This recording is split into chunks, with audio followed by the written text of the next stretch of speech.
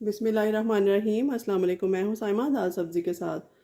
तो आइए नाज़रीन, रमज़ान की मुनासबत से एक और अच्छी सी रेसिपी मैं आपके लिए लेकर आई हूँ, जो कि है बेसन वाले नान की रेसिपी।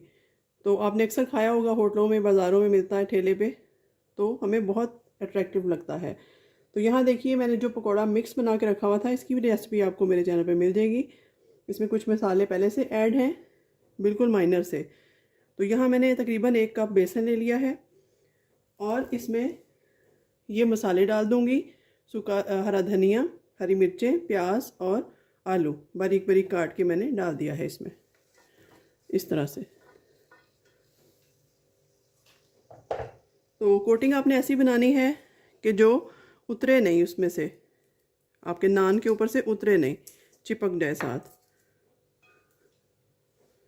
तो इन सब्जियों को अच्छे से मिक्स कर लेती हूँ मैं, ताकि इनमें जो पानी है वो बेसन के साथ मिलके ये चूस लें। ये देखिए इस तरीके से। और ये मेरे पास दही भल्ले का मसाला मैंने बना के रखा हुआ है, इसकी तरकीब मैंने आपको बताई हुई है। तो ये डाल दूँगी 1 टेबलस्पून भर के। इसमें ज़ीरा, अजवाइन, साबुत मिर्च, साबुत लाल मिर्च और सूखा धनिया शामिल है, और थोड़ा सा काला नमक ये डाल दूँगी। और 1 टीस्पून के करीब नमक जाएगा इसमें। 1 टीस्पून ही लाल मिर्च जाएगी। थोड़ी सी हल्दी डाल देंगे कलर के लिए, और थोड़ा सा चाट मसाला।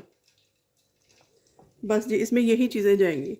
तो अब इसको थोड़ा थोड़ा पानी डाल के गूंदेंगे हम। एकदम ज़्यादा पानी नहीं लगाएंगे, क्योंकि हमें ज़रा गाढ़ा सा मटेरियल चाहिए। हमने कोटिंग करनी है नान की। ये देखिए इस तरह से अच्छे से हाथों की मदद से मैं मिक्स करती हूँ। जितनी ज़्यादा इसकी मिक्सिंग अच्छी होगी, उतना ही ये अच्छी तरह से चिपकेगा।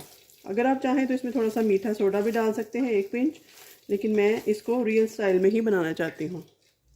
थोड़ा सा पानी और ऐड करूँगी, 2 टेबलस्पून, तकरीबन ½ कप पानी इसमें टोटल गया है, इससे भी कम।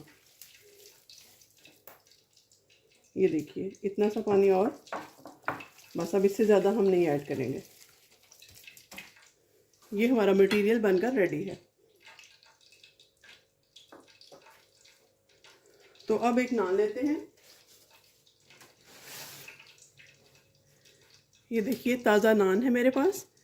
इसके ऊपर हम इंतहाई आराम से इसको चिपकाना शुरू करते हैं, इसकी चारों तरफ। तब तक मैंने चूल्हे को गरम करके उसके ऊपर ऑयल को गरम होना रख दिया है। ये देखिए इस तरह से, ना बहुत ज़्यादा मोटी लेयर हो और ना बहुत ज़्यादा पतली। तो इस तरीके से इसके ऊपर लगाएंगे हम। ये देखिए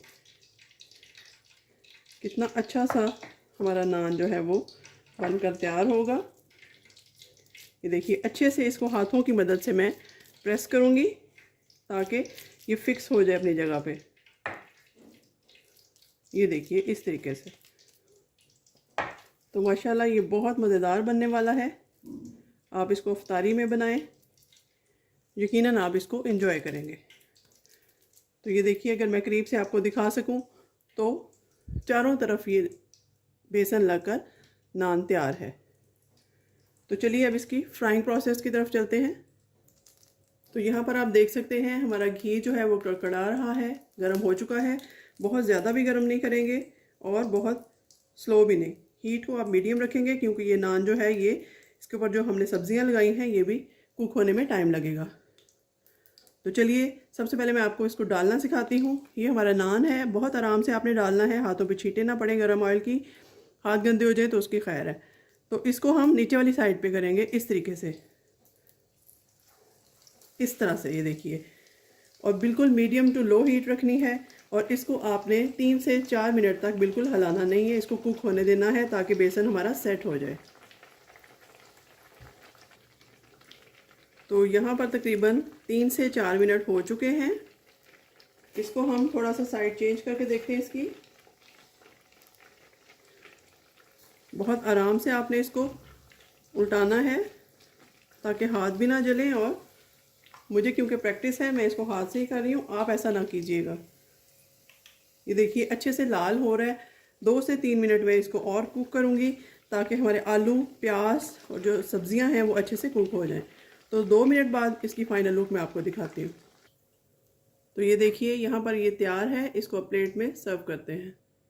तो ये देखिए नाज़रीन, यहाँ पर हमारा बेसन वाला नान मज़ेदार सा बनकर तैयार है। आप इस रेसिपी को ज़रूर रमज़ान में ट्राई कीजिएगा और मुझे अपनी दुआओं में याद रखिएगा। मिलते हैं किसी और नई रेसिपी के साथ, तब तक के लिए अल्लाह हाफ़िज़।